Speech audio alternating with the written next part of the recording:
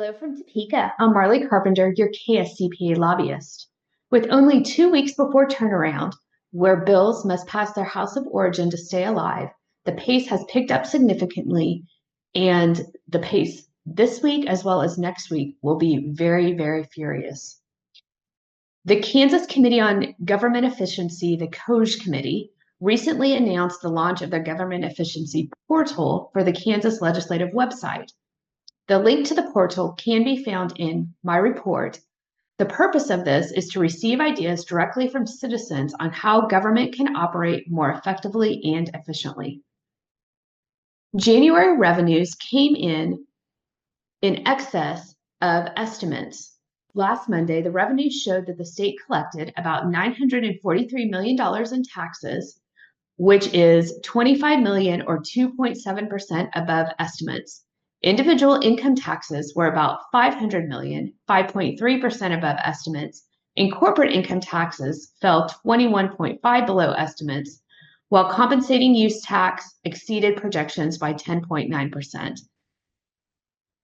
Senate President Ty Masterson is modeling some of President Trump's new ideas and policies by pushing to exempt gratuity and tips from the state income tax. Ty Masterson and Tax Chair Karen Tyson joined Senator Roger Marshall in a press conference announcing their intentions to cut the taxes on tips at the state level. The proposal would cost Kansas around $4 to $10 million in state revenues.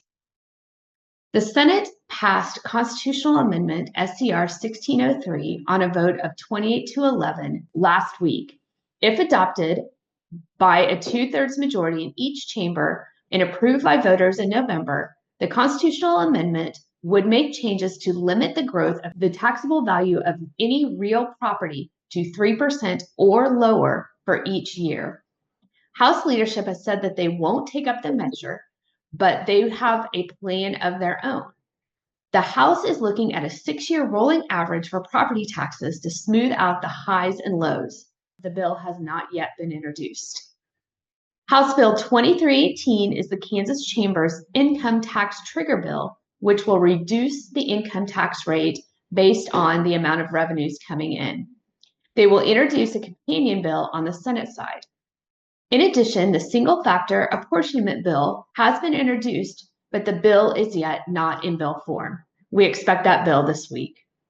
If you have questions on these issues or anything else, please contact myself or Danielle at the KSCPA office.